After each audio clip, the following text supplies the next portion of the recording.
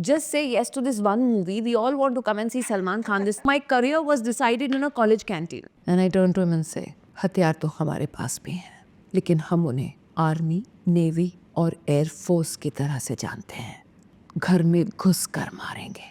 The pay disparity does not remain in the OTT, does not remain in the TV world. In fact, in the TV industry, women are paid higher. But in the movie industry, there is a huge disparity. So yes, dancing on the snow peaks, on the glacier peaks, wearing just a chiffon sari while your hero is in a thick jacket, sweater, wearing a thermal vest inside is fun.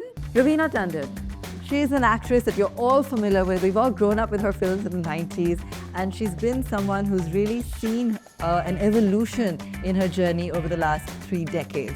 Her first film, Patthar Ke Phool, opposite Salman, earned her the Best New Face, the Lux New Face of the Year award. She went on to win national awards and has continued to receive accolades for her philanthropy and other work with various causes, among, of course, all the other things that she does. We're looking forward to speaking with her today on the various facets that make Raveena Tandon. She's an epitome of grace, stardom, and elegance.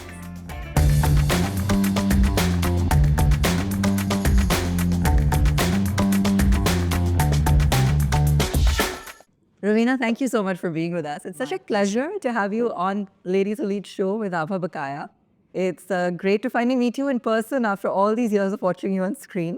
So many thanks for joining us today. My pleasure, my pleasure. Through the 90s, we all enjoyed watching Raveena movies. I think, we've seen you do a gamut of action hits and then, of course, move on to more nuanced roles. But you had a fab start. You kicked off with a super hit with Salman. You were, of course, your father was already in Bollywood, so I don't know if the decision to step in was on the back of that or if it was something that you'd always loved or aspired to do.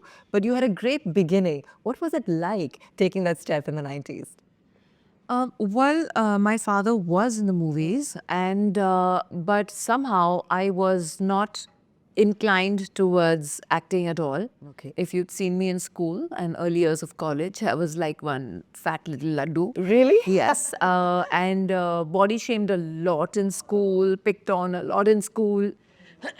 Hence, I was one of those really shy, reserved ones who, even if I knew the answer to the question that the teacher was asking in class, because of not being made fun of, I would not even put my hand up to tell the answer because then everyone would turn and look at me. So I had kind of gone into that kind of a shell.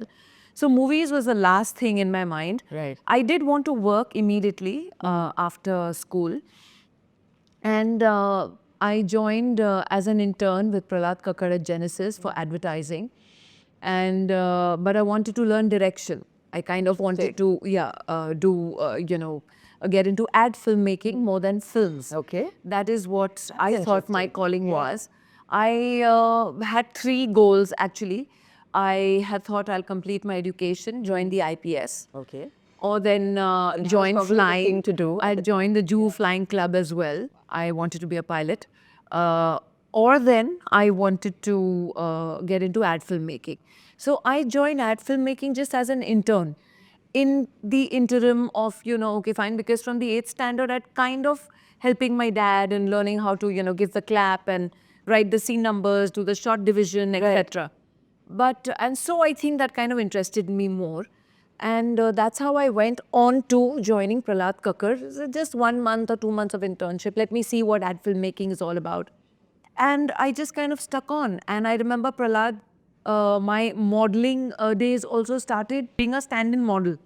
Isn't that the transition from being sort of a outlier in school to entering the modeling world? Correct. And Prahlad used to tell me, you're not meant behind the camera. You're meant to be in front of the camera. he saw something. Yeah. So he was like, you've got to be doing this. And I would be like, no, it's not my thing. No, it's not my thing at all. It's not my thing at all. And he would be like, dream, right? yeah, you're wasting your time. And I kept getting film offers then, the minute I was out of 10th. And in fact, a lot of people told my dad, because I think it just similarly at that time, Mahesh Bhatt had launched Pooja Bhatt in a movie and made a movie for her to launch, I guess, in movies. And people used to tell my dad that why aren't you launching Raveena, and why aren't you, you know? And my dad would be, really? She's not even interested. And honestly, I was not interested. I'm here by default, completely. Some of the best stories are like this. Exactly. And I think it was just destiny, that it was just meant to be. And I kept getting offers till the time, and I kept saying no, till the time I got this offer from Salman. And that too, I said it under the pressure of my friends in college. I was in FIJC, first year college. But it's kind of hard to say no to a movie with Salman Khan, right? I was scared to say no because honestly, I never saw myself as that. I had no training. I did not do any dancing classes, speech classes, dialogue classes, or this theater classes. Nothing. I'd done nothing. So it was something that I'd not thought of or prepared for ever. And that's when my friends said, "Listen, just say yes to this one movie. We all want to come and see Salman Khan." This conversation is happening in the college canteen. So my career was decided in a college canteen. Okay. And all my friends are like, after that, to picture ne chhod dena. You don't do movies after that. But this movie, we just want to come and sit on your sets and meet Salman Khan. So my career was actually decided in the college canteen. And the next day I went and told my dad, Sippy Saab wants to talk to you and this and that. And they've seen me and they've offered me this film. And that also was by chance. I was with my friends in open house in a pizza place. And that was the first pizza place in Mumbai. It was supposed to be hip. All of us from college used to go there. And apparently the director, Anand Balani, saw me across sitting on a table and told the producer, Vivek, that that's my heroine. Wow. I want this college girl. And we were supposed to be in college in the movie as well. Right. And that's how it was. That's how I started off. Yeah.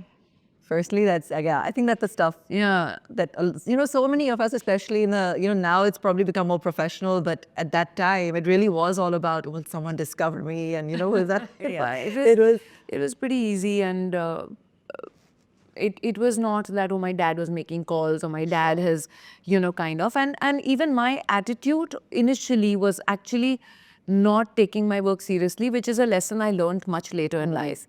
I was like, okay, if it happens, happens. Doesn't happen, doesn't happen. It's come easily to me, and hence I did not value that initially. Later on, I realized the value of what God had given me and the chances and the opportunities that life had given me. And then I started really working hard for it. So initially, I was a little relaxed. Okay, if it works, works. I mean, not that I've been struggling to get into this line. Yeah. And if it doesn't happen, for me, it doesn't happen, I'll do something else. I anyway had an aim to complete my graduation and do, either or. Yeah. So, yeah. So I love that you said you always wanted to work. At least you were always preparing for something that was to come next. Absolutely, absolutely. There was no two ways about that. Right. And even in your career that's now spanning 30 decades, so firstly, congratulations, Thank because you. it's a tough industry to really keep at it for, consistently, over time. And you've had success after success across various different formats, mediums. So, if we go back in the day after those initial hits, you also started to do a lot of more nuanced films, more meaningful films. Right. And the National Award. Right. It's something that is one of the highest awards in the country. Right. So how was that journey? Was that a conscious journey to evolve as an acting professional? Were you getting deeper into into your work, into kind of discovering your own talents? Or was it, again, something that just evolved naturally? I think you answered my question more than I would have been able to express. You are right.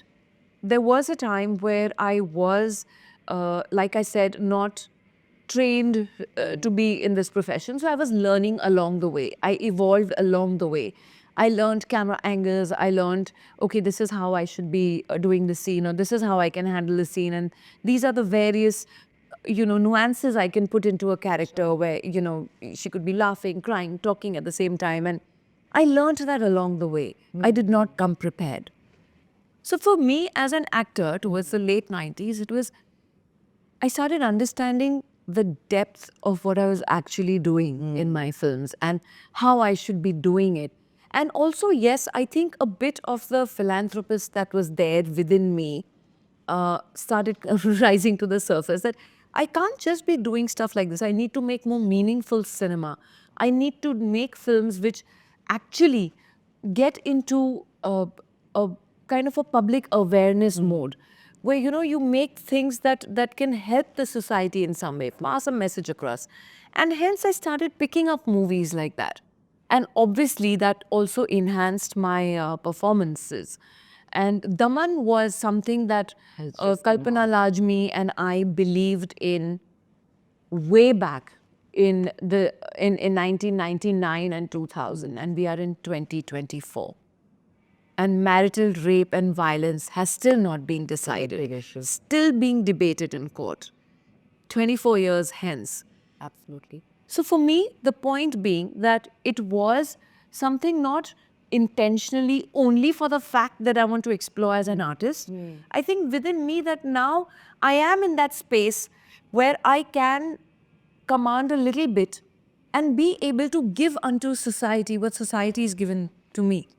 In a way, it's given me my name, my fame, my bread and butter. Everything comes from movies and people, because rightfully we'll make movies, but audience is king. Audience gives you that love and that respect back. So I had that. So it was time for me to start doing something in return. So it was a bit of both. Standing in the middle of a square in Mauritius, I'm at the age of 25 or 26, I'm wearing a mini skirt and making two pigtails and doing one dance. And I was like, how long am I going to keep doing this? So suddenly as an actor, you start that the thought comes to you and you want to evolve further. You want to push yourself. You want to challenge yourself as to what your limitations are.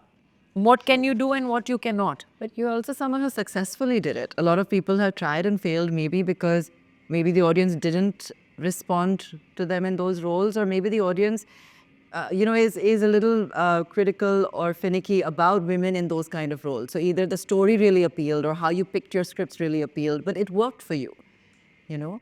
It did. A Dulhe Raja kind of a film in one theatre and a Shul running in another theatre.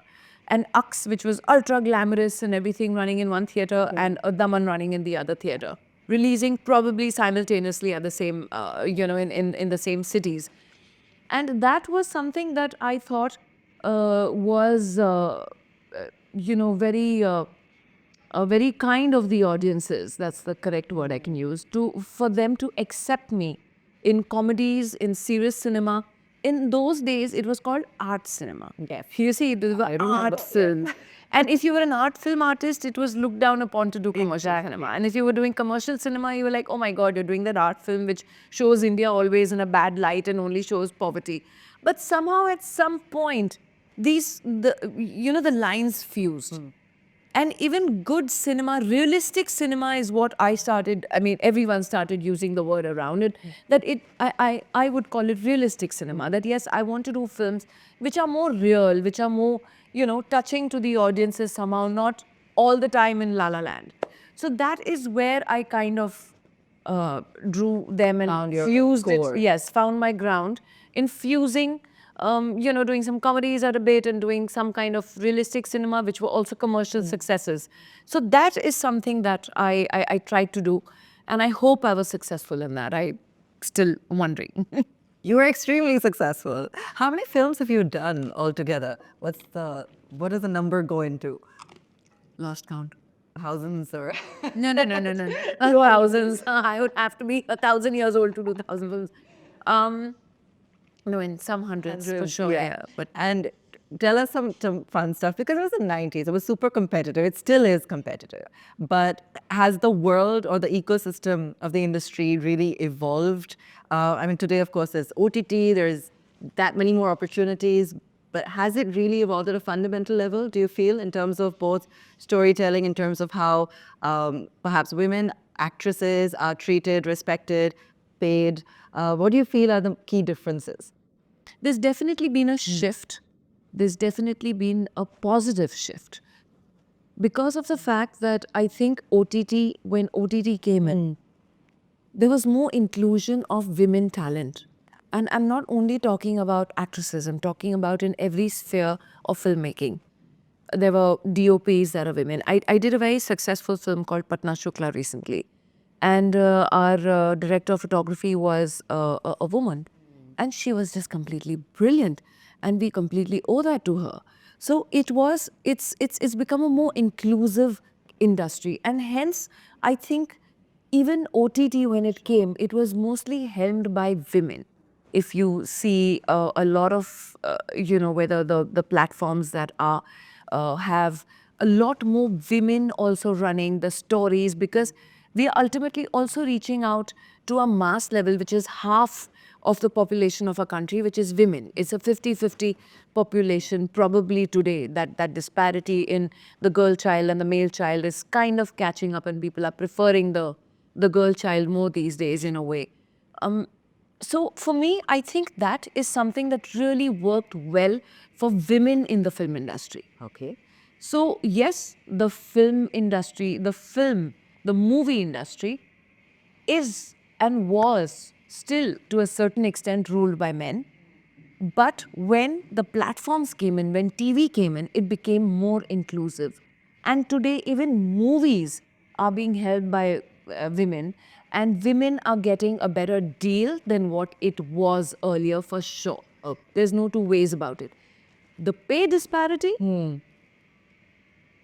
does not remain in the OTT world, does not remain in the TV world. In fact, in the TV industry, women are paid higher than men. Right. But in the movie industry, Still a while to go. there is a huge disparity. And it is shocking in a way, because it's a lot of female producers also Right.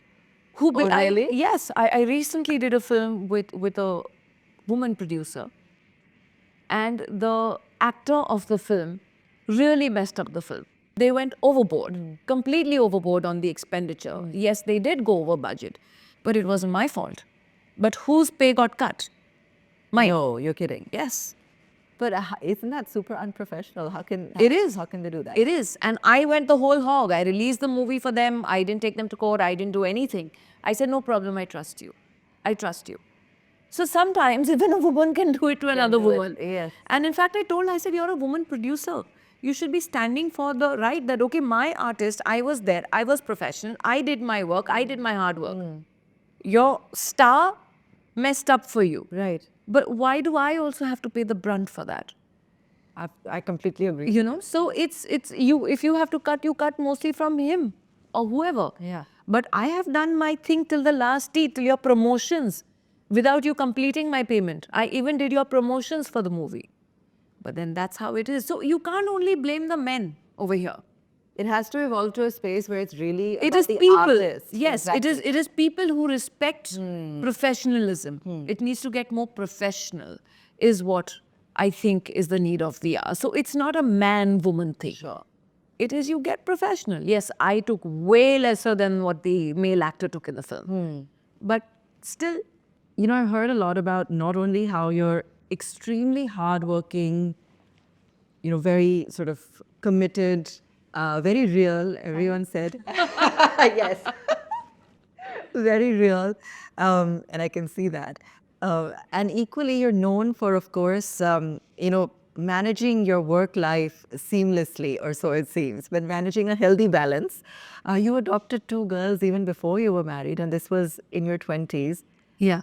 That's true. I was 21, 22. Yeah, that's phenomenal. I mean, first, 94, tell me about 95. that, because what was your parents' reaction, society? Were you worried? So they were not unknown to me. They were my cousin's children. Okay. But they were handed over to my cousin's wife's side of the family in her dying statement. Unfortunately, they were no more. And like I said, I have always followed also what my mum and my dad have instilled in me. And my mum has been, I think that little DNA that strives to make things better and do things for people comes from my mum, because she used to work for orphanages all her life mostly. You know, do little shows for them and call actors and do shows and collect funds. And there was an orphanage in Mud that she used to help a lot. So since I was a child, I've been going with her to orphanages, seeing little babies, and I always wanted to bring one baby back home and say, Mama, can we take them? She's like, no, it cannot happen that way. There are rules, there are regulations. You cannot just do things like that. And yes, love for animals was always there. So I think it was just that little compassionate side that I've got from my mum probably, and my dad. My dad has been a crazy animal lover as well, but he also did help my mum every time to organize these shows, because he was a director, so the actors used to come, and then a lot of, charity used to be done. And hence I grew up seeing this. So for me, since I was a child, I was bringing little kittens home, I was bringing little puppies home, and I was, like my dad had said in one interview that one day I was, I think about 2.5 or something, and there was a little kitten and I was putting her into the fish tank trying to make her eat fish. At the cost of almost drowning the poor little kitty. My dad actually said this in one of his interviews. He's saying, thank God I walked in time and saved the kitty. So all I wanted to do was feed the little kitty, dude. It's like, eat fish in the tank. Okay, I just said this because I wanted to be funny, but it has nothing to do with compassion. Yeah, I was about 2.5 and I have photographs of that cat also. And I have the same cat now with exactly the same print called Puma. Another rescue from Bandra, that big thing. That big cross. You gotta share pictures of your. I will share those. So I almost have the same cat. So, but nonetheless, I think that is the reason that probably was. I think it also has to do a lot with your upbringing and what is instilled in you from childhood. Hence, when I saw this happening, and I used to also I continued the work, my Christmas and everything, every time. In fact, I think CSR activities have started now, but initially, every time when a magazine would come to me to do a Christmas shoot or a Diwali shoot or something for a feature, I used to say, you sponsor it. We'll do a Christmas shoot, get a mall or a good West Side or something. I remember doing a Christmas shoot with this West Side people. And I said, I'm going to get all my 22, 30 children and you will give them gifts and everything, and then I'll do your Christmas shoot.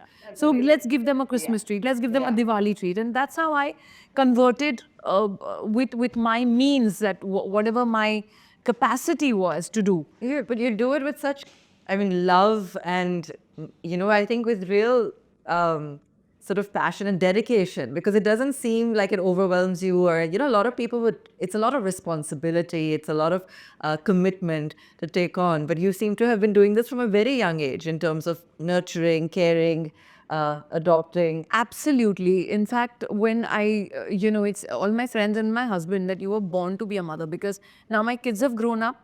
So my dogs and cats are increasing, my rescues. All of them are increasing in the house. Every one of them is rescued from somewhere or the other. So now that is increasing. So yesterday, finally, my daughter says, Mama, now we have too many in the house, like there are too many. I said, it's okay. No, sorry, my son was saying that yesterday. My daughter doesn't mind it.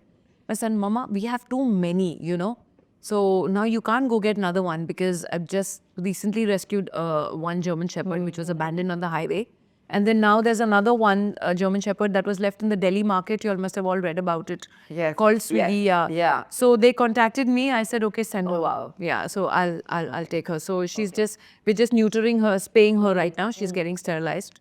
And then I think I will send one of my boys to Delhi to pick her up. So she's coming to me. Then another friend of mine, Preeti Simos, Preeti and Neeti, I don't know whether you know them. They do all these shows and stuff. Very good friends of mine. They rescued one little puppy. So that one is now waiting to get vaccinated and stuff, and then she'll go to my farm. So it's so that's what Anil says, that you need someone to, feed, pamper, give medication to, bathe, remove their ticks and fleas. I sit all day and do these things. And you get the time. You manage to find the time. I just think this is a huge message to those who talk about, balance. And I think it's just, if you want to do something, you'll find it. Exactly. You just have to get your priorities in order. And if there's a will, there's a way. And this is exactly what I told my parents as well. And they were like, you sure you want to take on, because I've seen the girls, those two girls, my cousin's kids, were born in front of me. And I didn't think that they were getting the kind of life that they deserved. And I told my parents that we do this for everybody, for different NGOs, different orphanages. Here is a case that's happening, unfolding in front of our own eyes. So charity begins at home as well. Yeah. And I said, I'm bringing the girls home, and with a lot of opposition, not from my parents, but from the girls, my cousin's wife's family's side. There's a lot of opposition to get the girls back here. Because you were young, or because you were single, or? No, because they did not want the girls to get out of their hands. Oh. The lady whom the girls were handed over to had a very spurious, whatever, let's not get into that. And the girls were treated very badly. Okay. The younger one was not sent to school. The older one was sent away to Goa. And that's not the kind of life that I wanted these kids to have. You really came in as a savior for them. I don't know, whatever it was maybe some karma of mine that I had to give back. And my parents absolutely backed me up on it. My brother said, let them do what they want. That lady called me and threatened me also.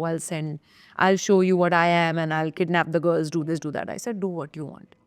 I think that thing of mine to get into a situation sometimes leads me into trouble as well. But it's okay. But as long as I stand for the right. It's most admirable. And I'm gonna let you sip your coffee for a minute. She just keeps asking me stuff. How did you meet your husband? Very cliched. Okay. Singles night in a restaurant. Valentine's night. Okay. They were on a singles group for Valentine's night. I was with my girlfriends on a singles night, Valentine's night. It's like, just 14th February. yeah, any young girl's story. I just think this sounds That's why I said very cliched. It's not very interesting. And no, that's the beauty of it. and they were having dinner and I didn't know who he was. And we were all having our drinks and dinner on the other side. And I walked up to their table because I knew the rest of his friends, Adi and Urmila and Manish and everyone. And I was like, because they were doing a boys kind of a Was it I think you were also acting at that time, really. So we knew each other. Yeah, but I didn't know him at all. I'd never met him. Okay. And I said hello to him. And I first didn't say hello to him because I didn't know who he was. But then anyway, I said hello and happy Valentine's Day, all of you guys. And I came back to my table. That was it. But he did leave an impression because he was this really decent. There's this some amount of a sudden decency that touches you, the way a person talks. And then later on I asked Manish, I said, I think this was in many, many years ago. I asked Manish, who was a guy? He's saying, you don't know him? I said, no. He's saying, how strange. He's in our industry and you don't know him. I said, but I've never dealt with the business side of it. And I'm always not the kind to go partying in the nights and all over there. I had my own old school group, which is still going on. And so I said, no, I don't. Anyway, we lost touch completely. Lost touch as in I never met him. And then suddenly out of the blue, he messages me for a film. I think, was it 2002 probably, or 2003, that he messages me that, oh, you're making this film. I was making this film called Stumped, and I said, yeah, hi, nice to meet you, and this and that, and why don't you talk to my partners? So he was coordinating with my partners, you release the film and everything. And then we just started getting, talking on messaging and stuff, and then he just asked me out on a coffee one day. He said, can we have a coffee together and stuff? I said, yeah, sure, let's. So... And then he comes and he meets me. I said, please come home because, the situation is that everyone can date very freely, but actresses aren't meant to date because if you're seen in a restaurant with someone, the next day the wedding bells. Right. And that's somehow that happened to us. And I said, please, you're most welcome home. Come home. So he came home and he said, okay, stuff. I said, coffee? He said, but I don't drink coffee. I said, for 1 week you're chasing me, let's have coffee. But he said, I don't drink coffee. I said, nonetheless. And we got talking, and that was, I think, 4th of August, 2003. 4th of August, 2003. 2004, February, we got married. 2005, we had Rasha. So it just went very fast. Something that was just meant to be. Thank you so much. And congratulations on Rasha's launch. Thank I've you. been seeing pictures everywhere saying, it's like Raveena all over again, and she's gorgeous. And are you excited? I think she's How better are than you me. feeling? I was telling someone about a couple of months ago that, some people are just destiny's children. So for me, I'm in this industry by default. But for her, she was born to do this. Like since she was a child, she would stand in front of the mirror and for hours and just dance and look at herself. And then if I would slyly film and she would see me filming, she'd say, Mama, show me. Then she'd watch herself happily and then go back to the mirror and start dancing and perooting again. And I'd be like, oh my God. I'd look at Anil and say, we are in trouble, dude. This is where it's going. And then she would sing and, play her piano and sing. And fortunately for her that she's, not like me, she has a great voice. So, she sings really well. Okay, not for singing. Yeah, no, singing and otherwise also. She has a beautiful voice. I was always conscious of my voice. Right from the beginning, I used to always find it too husky and, raspy, and then That's what distinguishes you. I know you're a very hands-on mom. Do you have a lot of aspirations for her? Are you as easy about how her career evolves? Like when you first started, it was a little bit more, it just evolved naturally. Or are there dreams and aspirations you have? Are you very involved in sort of really, what she picks and who she works with? And honestly, I'm not the kind of parent who lives her dreams through her children. sure. My children have their own lives, they have their own dreams, they have their own aspirations, all four of them. I have let them do what they want to do. Pooja, Chaya, Rasha, Ranbir. They have done what they wanted to do. And I've always supported them in what they choose to do. Yes, when they're going wrong, I will tell them this is wrong. But ultimately, it is your decision.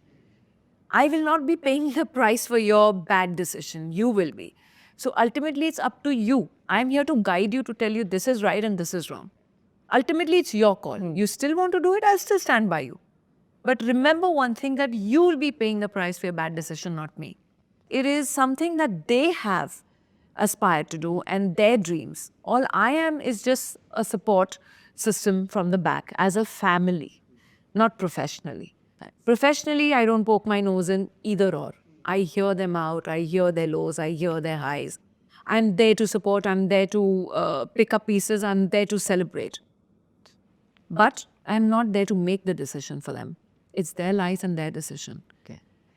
Look, because I look at you today and I just see somebody who's, like, you've clearly maintained yourself really well. You're looking great. You're doing fantastic projects. We'll talk about, whatever's coming up next. You're still on top of your game. You've still been winning awards until very recently, and you'll continue to do so. So, I don't even want to say, I feel like you're still in the zenith of your career. How does it feel? Or if you look back, do you think that there was maybe a journey decade to decade? How would you kind of define it? You're absolutely right. Probably you can encapsulate it in decades. That those first 10 years was a learning experience, which kids, touch wood, these days come completely prepared. What we learned probably in our 7th or 8th year of being in the industry, they learn in their first year, which is, I think, phenomenal. But then, like they say, that every generation is a jump ahead and much smarter than what you were. So it's that first 10 years, and then the second 10 years of consolidating yourself. And I think after the 25th year, everything's a bonus. Lovely. So for me, I'm right now living my bonus life, which probably I think stands on the grounds of being a professional, having that humility to keep learning. I'm not saying humility as a person, but to have that humility of being constantly open to change, to evolve, to learn new things, to have the capability of adapting to new circumstances, to new medias, to new platforms. And that humility is very important, I feel, in an actor. Because I feel, if you ask me today, so I'm learning still.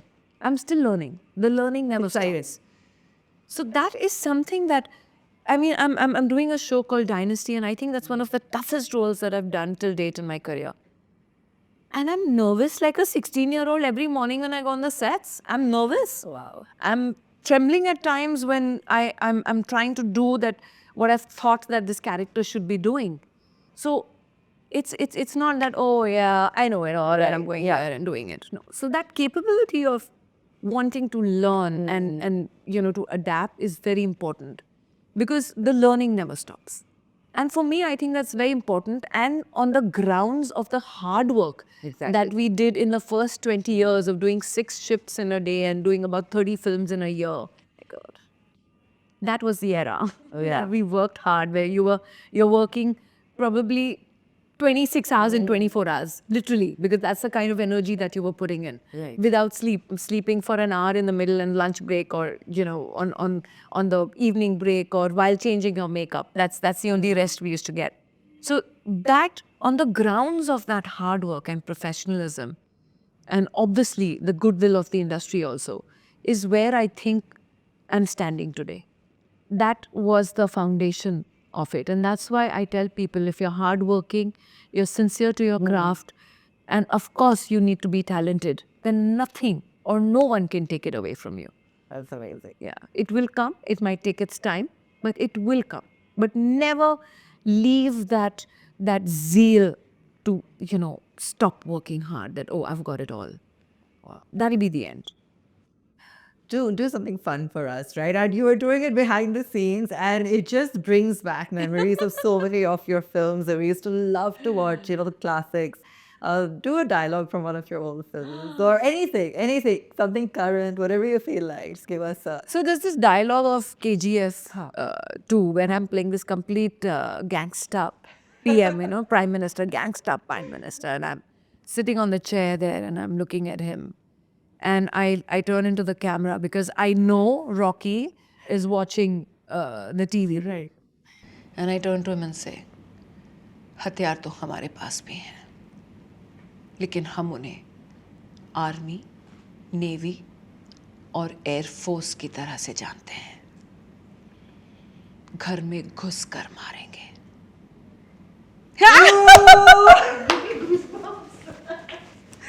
So it's that. So it's a complete gangster Prime Minister. And I'm just like, I'm coming to get you, Rocky. I think you were born for this, honestly. I know you got into it by chance, but this career was made for you. I know that. Your cameraman's thing, where, eh? We'll do one more. We'll do one more at the end. So I know that you took these risks by doing some of those art films. The reason that question keeps coming back is because I think so many women today, they want to do those kind of roles. They want those kind of stories to be told. And I think while we're seeing more women-centric cinema or OTT shows, perhaps some of these issues still need to be addressed in a far greater way. Absolutely. For you as well, when you as an actor chose to do them, was it very challenging emotionally to get into those roles, to depict that particular, Well, it does leave a bit of trauma in your mind somewhere at the back of your head, because sometimes you identify completely with a character. When I did Daman, I was very young. I don't know which year it was. Sorry, I'm forgetting the year, so I cannot even calculate how old I was at that time. But I know I was young, and Raima was playing my daughter, and in fact Shan was playing my son-in-law. So it was a gradual journey of this lady's life, and how she is oppressed, and she is the victim of marital rape and violence, and doesn't want the same to happen to her daughter because the father is forcibly getting her married to another abusive kind of a person for monetary gains. And that was something that I felt within myself in the young part as what I was.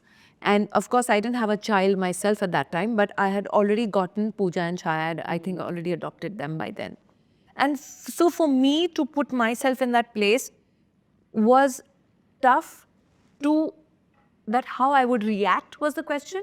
But what I would feel, I knew, if God forbid that happened to my girls. So that is how you played it yourself. And when I did Matra, it was the Nirbhaya incident had really shaken me up. And I've always spoken about safety of women in our country or worldwide. And let's not only say that, oh, this only happens in India. Globally, domestic violence and violence against women is on the rise, and probably, actually, unfortunately, a lot more in some of the other countries. Coming back to the crux of the matter is that even when Nirbhaya happened, it took so long for the parents to get that justice. There needed to be a fast tracking, because I thought that the criminals had lost fear of the law. That there is no we fear. stayed it in Kolkata this time, thankfully. At least there's been a sentencing, because otherwise, the whole nation was traumatized. The Sanjay Rai case. Yes. It is. It was, and yeah. that really shook me up, and hence I shot this film Matra, because like I said, for me, if something was disturbing me a lot, I want to put it out there, that people watch and see this is what happens. And that was a very traumatic experience for me to shoot and to dub. I remember when I was dubbing that scene where that young child gets raped, I couldn't watch. I have dubbed the scene with a blank. Normally, you watch the visual, and I could not watch. And I could not stop crying. It is that scary that you have a 12-year-old, and Rasha was 11 and a half at that time. So it is the most scariest thing for any mother to see what happened. And you will not believe, we shot that film somewhere in March, April. We came back and we were still working on the post of that film. It had not released. We were dubbing and we were working. And one morning, I wake up and the newspapers have this whole incident that happened on the national highway outside Gurgaon, where a woman and her daughter were raped, gang raped, on the highway in front of their family. Can you imagine? It gave us goosebumps. And I called the director and the producer called me and said, "Did you read? And this is exactly the movie we just shot and came on the Delhi highway and came back." Unbelievable. And so it is something that is really unnerving and that leaves a scar behind in your mind. So when you watch a movie like Matra, it had the greatest reviews, and people said, "Oh, it's too dark." I said, "But that is the wake-up call. Yeah. If we sugarcoat this and show you, you'll never realize how heinous this crime is." So what's the point of sugarcoating it? It is to give a wake-up call. 5,000 people see it. They'll at least talk about it. And Matra is still talked about. So that is one satisfaction that I have, that a film like Daman and Matra deserved to get the recognition that they did, and people still talking about it. But have really things changed for us? No, but we're still talking about it. That is what, yeah. I know you're involved in a variety of causes, but your work when it comes to women, girls, and children really stands out. I know you have a foundation also, Vidra. So would you like to share a little bit about that? Rudra Foundation is something that is helping people overall, also the environment, and also we work for animals. So I do have a small plot where I take in a lot of my rescue dogs and cats and any kind of rescue animals that come to us, and they are set free. Also for Rudra Foundation, we have worked for women and children, handling a lot of education for children with various issues that come. I think a long time ago, along with a foundation, we had a lot of, in Kashmir, there was a bomb blast, I'm forgetting the name of the place. We took care of all the education of the children who were affected, the families that were affected. During COVID, during the pandemic, when Delhi was going through the worst oxygen crunch, and I couldn't, for the love of God, understand why, if a normal person like me can send 3 trucks full of oxygen cylinders to Delhi without any problem, why couldn't the rest of the politicians do it? I couldn't understand. They could have easily arranged it. We bought from Rudra Foundation oxygen cylinders. We got trucks. Along with Khushi Foundation, of course, I have to mention them because they were also great with their work. And we collaborated and sent these 3 trucks of oxygen. We sent it to the Supreme Court lawyers in Delhi. We sent it to the DCP South Delhi. We sent it to the army camps. We sent it to Radha Swami Satsang Chhatarpur sect. We sent it to the army free bed, this thing, and no cost.